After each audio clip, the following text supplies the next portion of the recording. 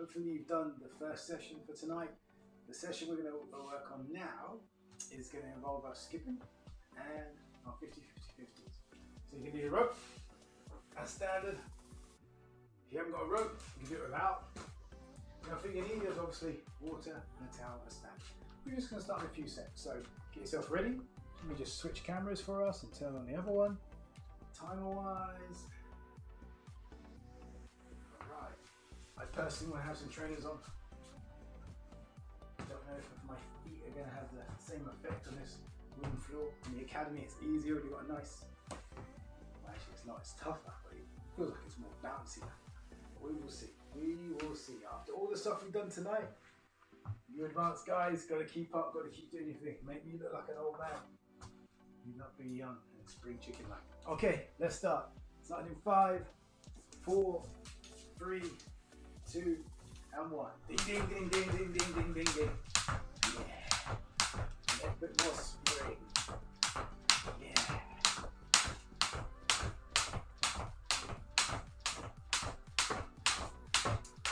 Woo. Feel like I'm hitting the wall probably, that's why. I'm hitting something in front of me too. Space is definitely an issue, right? Just keep going. Come on, baby. Let's get it on the go. I want to do this. Let's go! Yeah. Used to be denied. Not today, not today, not today. My skipping is good. Fast. I know. Whoop. Whoop. Yeah, yeah, yeah, yeah. I'm springing. Feel it passing. Yeah, yeah, yeah. Come on, team. 1 minute's done. Nearly 1 minute done. 2 minutes left. 2 minutes starting now. Come on, team. Push, push, push.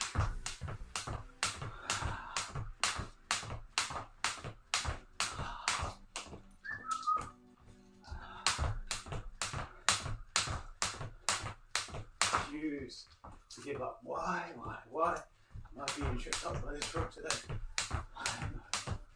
Better than the other day, wasn't it? It was awful the other day. Today, we keep going. Come on, team.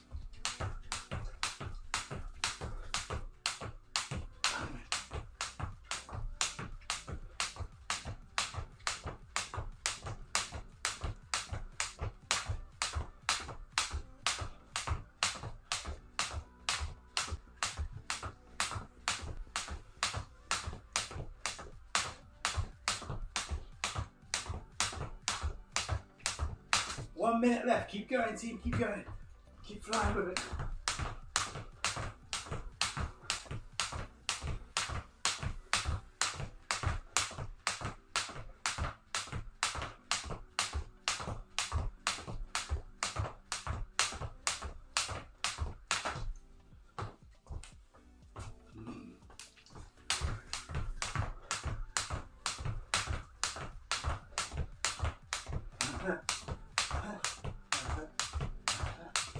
Oh, that one, you skipped 3 minutes. That's not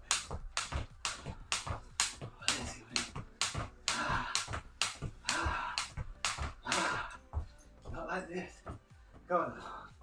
We'll have another 15 seconds. So we get to the last 10 right now and sprint. Let's go. Cross fit. Go. Go. Go. Go.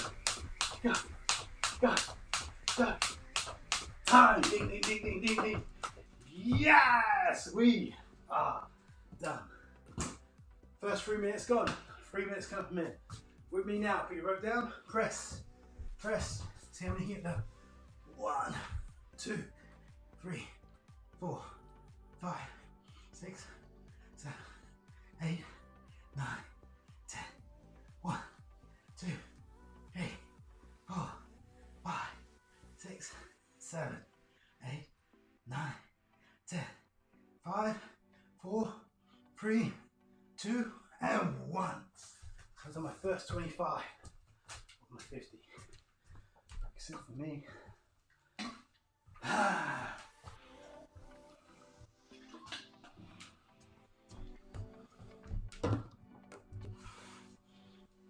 Starting back in 10. That's a lie, it's 3 seconds. Ding, ding, ding, ding, going off. Go. Start. Right,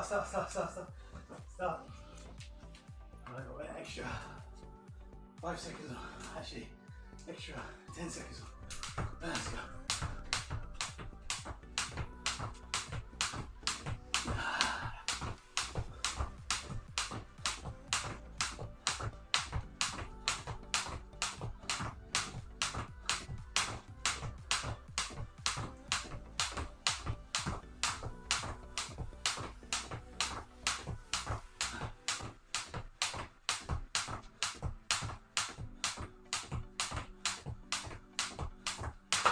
Whoa, come on. Let's go again.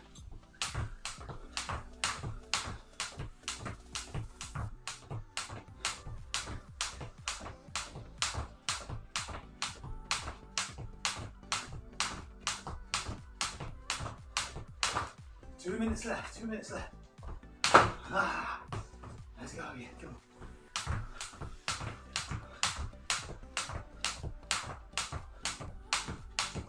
This week, looking forward to a recovery, looking forward to those stretches, looking forward to a roll, rolling it out, get the body back, balance, but keep going, yes.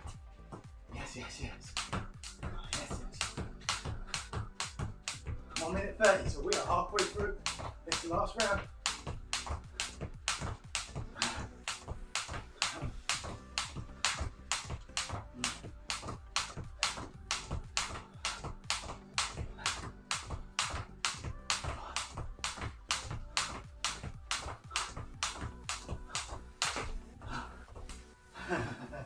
Come on. 1 minute starts. Last minute starts now.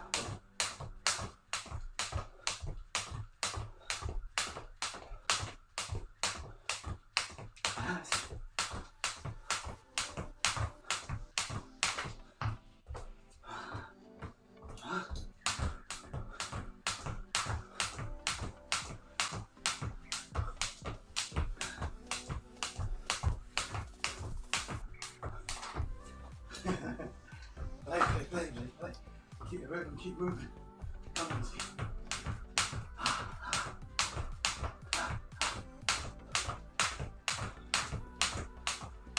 Last 20 seconds. My last 10, I want you to sprint. Last 10 seconds starts. Now, sprint. Keep going.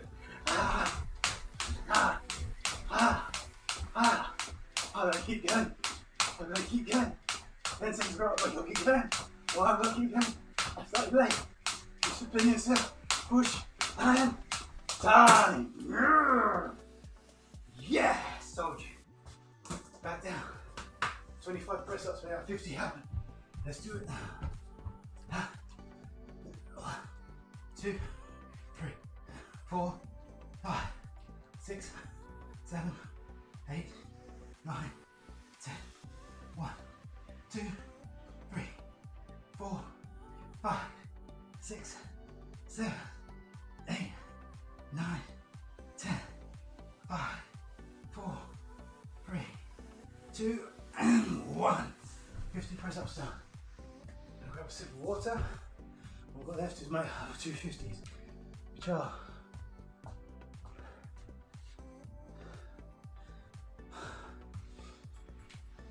squats and sit-ups. We're working. The cock has been going for 9 minutes. How quickly can we get our 6 minutes of skipping? No, 50, 50, 50.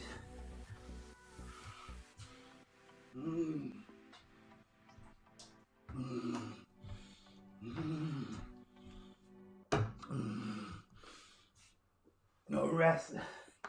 No rest is wicked. No rest. We're gonna go. Okay. So from here, squats and sit-ups. Let's go. 1, 2, 3, 4, 5, 6, 7, 8, 9, 10. 1, 2, 3, 4, 5, 6, 7, 8, 9, 10. 1, 2, 3, 4, and 5. It's 25. 25 squats. Come on, let's get them done. Let's get them done. Ready, and let's go. 1, 2, 3, 4, 5, 6, 7, 8, 9, 10. I think I'm doing more than it's cool. It's good for me. Let's go. 1, 2, 3, 4, 5, 6, 7, 8, 9, 10. 5 more. 1, 2, 3, 4, 5. Good. Back down to my sit-ups. Let's get it done. Let's finish off. 25. 1, 2, 3, 4, 5, 6, 7, 8, 9, 10. 1, 2, 3, 4, 5, 6, 7, 8, 9, 10. That was 5, 4, 3, 2, and 1. Squats. Gotta finish up. Come on, let's get it done. 1, 2, 3, 4, 5, 6, 7, 8, 9, 10. 1, 2, 3, 4, 5, 6, 7, 8, 9, 10. 5, 4, 3, 2, 1 on the timer. Bang! 50-50 in 3 minutes of squats and sit-ups. We're done the press ups. So let me just quickly check. That's 12 minutes of work, people. Boom! Grab some water. Let's go for techniques. Yes! Welcome back, team. Advanced training tonight is all about the axe kick. We are insight number 8. So, we just switch it up a little bit to make sure you guys are ready for going through this particular technique. Right, so what do you need to know about the axe kick? I'm going to talk about it, its history and all that kind of stuff, negative, positives, when to use it and all that kind of stuff, so you can get an idea of how you can put this and enhance your martial arts experience to become that better in your martial arts. So, moving forward, there are negatives and positives to an axe kick. An axe kick traditionally I would say, you can see it in the karate style of martial arts, you can see it in the taekwondo style of martial arts. I find that it's very, very popular in Europe when we go to competition. They throw axe kicks, well, depending on the country, throw axe kicks more than they throw round kicks, which is surprising. So they're very good at it. If you have the right level of flexibility and your kick is quick, it is a very, very good technique. If you don't have the flexibility, you don't have the speed and the timing, you can leave yourself vulnerable. So, talking about the positives and the negatives of this, an axe kick with the right preparation can ensure you can outsmart your opponent on a technique that's not normally seen. So if you can imagine when we throw techniques as lines, so a jab is a straight line technique, a cross is a straight line technique, a hook is a rotational technique, a round kick is a rotational technique, a push kick is a straight line technique, the axe kick is an up and down technique. So what does that mean? It means when you're sparring, it's one of those kicks you see and you go, what's that? And you get a kick in the mouth. Or kick in the head. Not what we want. So, it has that element to it, and from my experience, I find, say like for example, you're sparring with someone that focuses more on Muay Thai, they're not used to seeing this particular kick. This kick can be the, what's that? Boom. But bear in mind, if you're not very good at it and you throw that kick and it doesn't hit right or you miss, you're vulnerable. You can throw an axe kick, here, boom, chop, come in. Most people's arms drop like this. Difficult. You've got to keep your arms in the right place. but it leaves you wide open to get hit. So the positive is, if you have the flexibility and the speed and the timing, wonderful kick. The negative is, it does leave you open, in my opinion, my humble opinion. So I'm going to go through how you do it in just a tickety bit. Key factors to remember: an axe kick. The Lord of Thunder himself, Thor, has an amazing axe, right? The axe kick goes up and down. Which part of the foot you hit with makes all the difference. If I point my toes out like this and hit with the ball of my foot, this part here, the flat part, it is not going to hurt, but it is more competition based. You'll see a lot of this in Europe. It hits 2 points, 3 points, whatever. To get the more power in the kick, you flex your toe and you hit with your heel and you chop downwards. So that we're clear, my knee, the chamber position of my axe kick, if I rotate my foot on the ball of the foot, so you see my ball of the foot, I turn, now it's ready for me to rotate. I want to get my leg to this angle, extend my leg, and once I line up, I chop. So the position of the foot, if I want power, heel. If I don't want power but I want to score, point your toes out makes it a longer technique. So just going through it so we're clear. I turn the base of my leg to make it easier for the rotation of my chamber, so my hips are nice and loose. Rotates round, and when I'm just about to hit the center line, I extend my leg and I chop. Key part: when you chop, your leg wants to be completely straight. Your toes flexed. You will notice when you do this, your leg is at its most heaviest, and your leg now becomes an axe. You study more martial arts, you start doing jiu-jitsu, say, when you do an omoplata, this movement alone puts the person flat on their shoulder. Or when you're going through their shoulder, it makes them flat, it flattens them out. Because you're understanding the purpose of how a leg can come heavy. So, if I was you, make sure you're very good at flexing your toes. I flex my toes towards me for a side kick. It's no different. For the axe kick, I've got to have that discipline to keep my leg nice and straight. So, preparation to doing the kick incidentally, this is the kick which can easily, one, pull your hamstrings. That's these muscles in the back. If you are a lot older, or my age bracket, you have to be wary about this. Therefore, you must be fully warmed up and get the right stretches, okay? So that is the first thing you have to consider when doing this particular technique. So to warm up, my hamstrings, really, really important. What I'm gonna do is swing my leg up. If I keep my hands as a positional guide of where my leg is gonna go, then I can lift my hands up, the warmer I get. And eventually I want this leg to go above my head. The other thing that I forgot to say, first thing is a negative hamstrings is an issue. Second thing is, when you swing that leg up, don't lean back.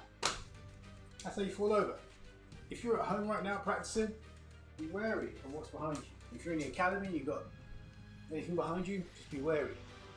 Luckily, in the academy, normally you're working, there's a lot of space and you're in a nice safety floor. So if you fall, you go, oh, I'll do that again. And it has to happen. It happens. Experiencing, especially in my younger days, a few times. But all the effort of lifting my leg up, yeah, whoosh, bang, drop. So going back to the stretch, keep your legs straight, swing it up, and then when you get warm enough, now you're ready to do the kick. I'm 45 years old and I know when to do an axe kick and when not to, especially about my hamstrings. I have to warm up first or it's a problem. So that's how you stretch. Obviously you can do static stretches, so anything where you're doing this direction going downwards, anything to stretch those hamstrings and your hip at the same time will really help. Box splits is good for side kick and round kick. If we stretch this way, then it's really good for the axe kick. So, stretching, really important. Make sure you get your body nice and warm. I was going to say, the targets where you hit. Head, definitely number one. Collarbone, for the street. I'd also say the thigh, knee, but it's not the official place to go, but I will tell you an experience. I was one time sparring with someone, and we were there, and he picked up his leg, and I could see the axe get motion, and I was like, you ain't gonna hit me with that, you must have your mind. Anyway, so I stood there kind of brash, like, well, go on, do what you gotta do, so I block him off, come over the top. But he didn't go to my head, he hit my thigh.